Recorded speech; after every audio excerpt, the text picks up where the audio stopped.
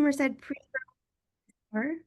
Thanks, Jesse. We're going to record this session for students who weren't able to make it. But thanks for joining us today. We're excited that you all have SIR'd and you'll be with us here starting in August. So welcome to UC Merced.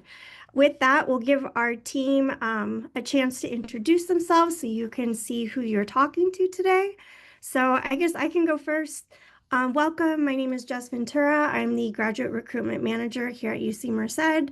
I will pass it over to my counterpart so he can introduce himself, and then we'll get the rest of the team to say hello. So Jesse, you want to say hi to everyone? Hello, everybody. My name is Jesse Hernandez, and I am the Graduate Recruitment Specialist. And I'll go ahead and pass it on to the Grad Admissions team. Hi, everyone, and welcome. My name is Tanya. I'm part of the Admissions and Academic Services team. Looking forward to meeting you all in August at Grill. And I'll pass it to Beto. Hi, everybody. My name is Humberto. I'm an Admissions Academic Service Specialist, and then I'll pass it over to our funding team. Hi, everyone. My name is Chua. I'm in the Grad Funding Unit. And then Jen? Yeah, thanks, Chua. Hey, folks, my name is Jen Karalte, and I do the events and community engagement here at UC Merced in the Graduate Division. And I think that is everyone. So back to Jess. Yeah, thank you guys. So today we just have a couple short slides for you. Today it's really an office hour. So this is an opportunity for all of you to ask any questions. You can see we have staff from almost representing all the units here within Graduate Division, ready to answer your questions and help you as you make this transition over to UC Merced. So with that, let's get started. To begin, we are going to talk a little bit about GROW, which begins on August 15th. And I think for that one, maybe Jen, do you want to, she's our GROW boss. She manages all of this. So you're going to be best friends with Jen by August. Jen, maybe do you want to cover GROW a little bit? Yeah, sure. Thanks, Jess. So again, welcome everybody. So GROW is Graduate Student Orientation Week. So what this is it's a week that's dedicated, maybe a week and a half, depending on what program you're in. But it's a week that is designed to help you get acclimated to campus, hit all of your requirements that are needed in order to start your graduate education journey, and then also help you build connections with people in your cohort and your faculty, and kind of learn about campus resources. And so one of the major components is that you have to be here by August 15th, which is a Friday. I know it's the way that the dates work out. We would love to give you an additional weekend, but there are things that are out of our control. And so you have to be here by August 15th. And the main reason for that is that you need to complete your in-person hire paperwork, okay? So that means that unless you complete your new hire paperwork by August 15th, you will not get your first paycheck. And that is important to all of us, okay? Especially moving. So that's the main reason for having to be here on the 15th. And then on August 18th, you have the weekend to kind of pop around town, meet some folks, do whatever you need to do, get acclimated. And then on August 18th, we kind of hit the ground running on the first day, which is our Graduate Division orientation. So it says that it's a hybrid format, which is accurate. You'll get in-person trainings. You'll meet folks in person, some of our deans, our vice chancellors. You'll learn about resources, about health services. You'll have to do mandatory trainings related to teaching. But on top of that, you'll also do asynchronous training online on CAT courses, which is the system that we use here on campus for teaching. And that will have you do some of the additional trainings, again, asynchronously, so that you are hitting all of those marks. And that will be for like the Office of Research and Economic Development. So in order to do research on campus, you have to do this training. And then it'll also be some sexual harassment and prevention trainings that you'll have to do, and some additional stuff with teaching. Other than that, you should have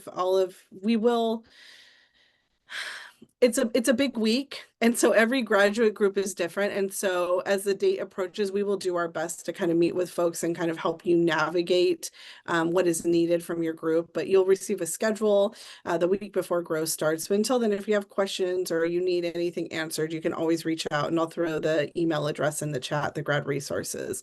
But you can keep your questions until the end, and then we'll kind of answer any GROW related stuff that you think that needs to be addressed. And then and on top of that, you you will be receiving a ton of emails each week, at least, I think, after a certain date, right, Jess?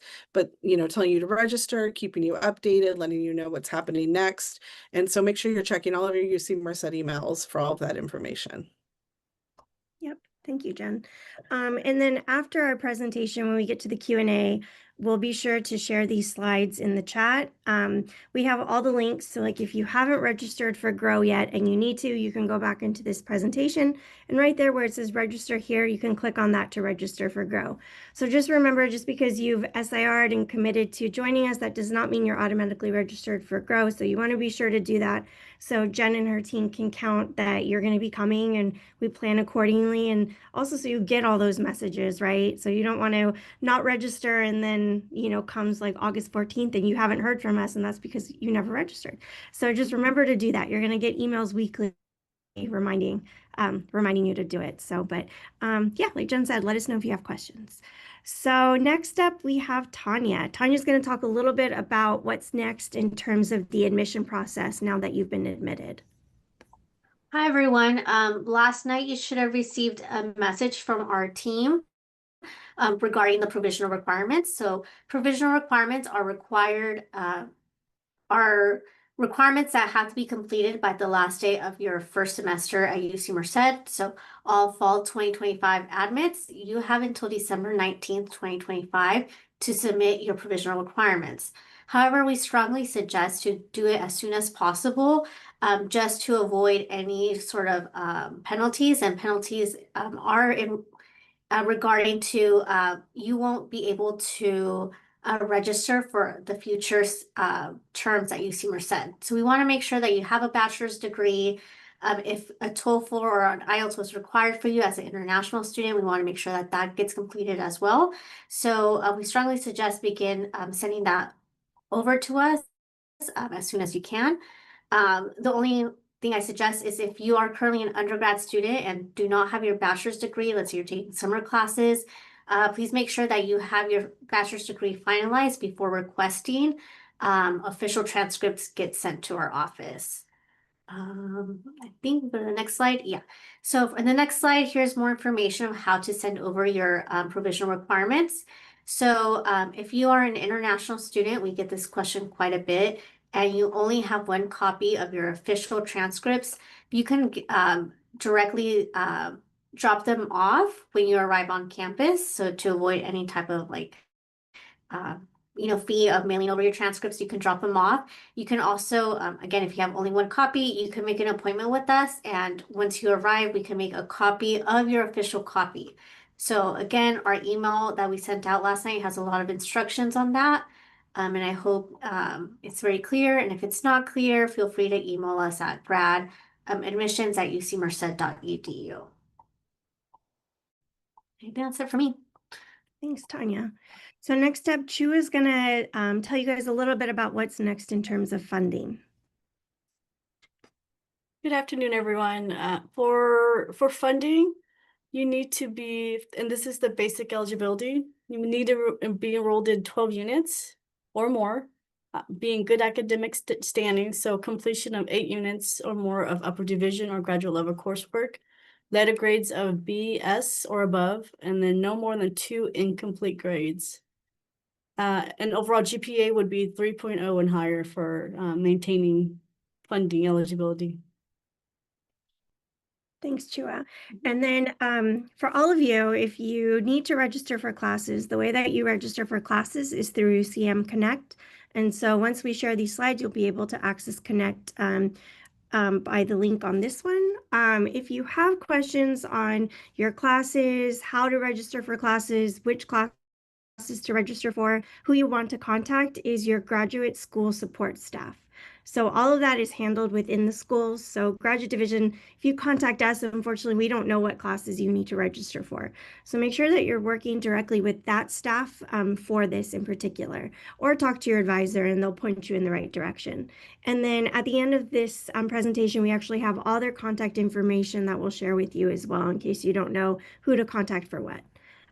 So next up international students, I think by now, international students, you all should be working with OIA, the Office of International Affairs. We have also already had a webinar, pre-grad webinar for international students.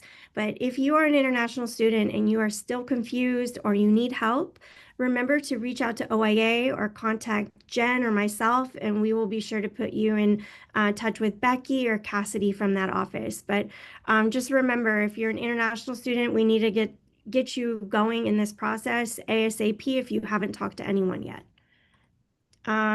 Next up, Jen was just going to talk a little bit about our graduate student resources. So now that you've been admitted, what you can kind of expect in terms of resources outside of like the general academic things that graduate division can provide. Jen, you want to talk about it?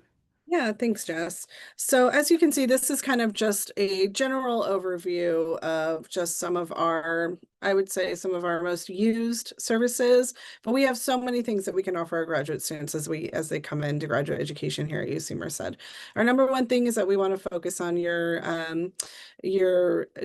degree progress, make sure that you're hitting all of your milestones, and then also making sure that you feel supported both by your advisor, by your cohort, and then also by the graduate division.